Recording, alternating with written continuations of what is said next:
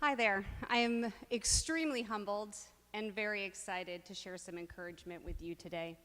I have sat where you are sitting at so many events and listened to wonderful stories of God's redeeming love.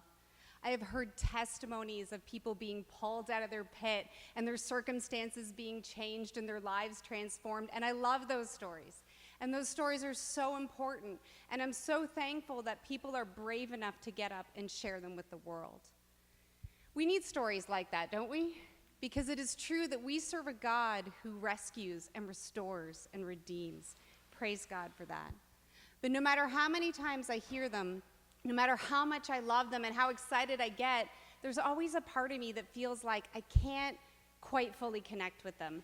I thought it was because when Jesus found me and I decided to follow him, I was a teenager that was on like really the straight and narrow, very rule bound, super good kid, not getting into any sort of trouble. And so since I didn't have this like aha moment and this big life turnaround, I thought, well, this is why I can't quite get it. But recently I've come to think that maybe there's something else. I, like some of you, or maybe many of you, have an ongoing source of pain and heartache in my life. Someone very close to me suffers with mental illness. It's been part of my world since I was a small child. I've experienced pain and frustration, sadness and fear and anger and uncertainty, and I have so many unanswered questions. Now, not only could I not do it in 5 minutes, but I don't know that you need to know all the details of my story for you to insert yours here. Because what I've come to realize is that although our experiences are different, our pain is the same. Heartbreak is the same. What I will share with you is that I've been walking with Jesus now for about 25 years. And, just doing my best, trying to follow him. And what I want you to know about that pain and heartache I experienced is that it is as ever present in my life today as it ever has been. God in no way removed it or lessened it. Actually, about 10 years ago, for a period of 2 to 4 years, and I know that seems like a weird window, but when your life turns to total chaos, it's sometimes hard to determine exactly the start and stop point of that. During that window, it was significantly worse than it's ever been.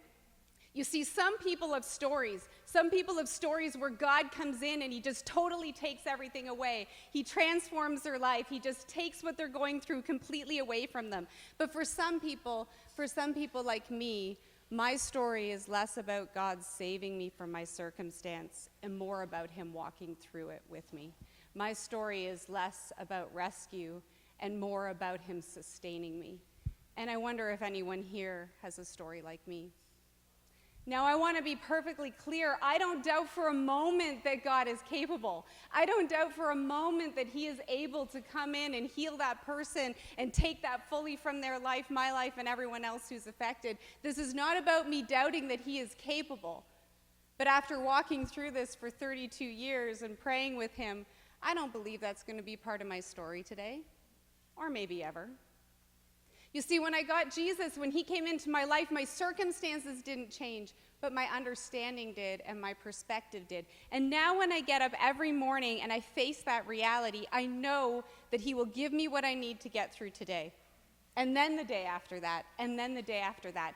And in those moments where I feel like I can't go on, in those moments where I feel I have no more to give because I am so tired, I know that I can keep going, not by my strength or by my power, but by the Spirit of the living God who is in me and who is with me.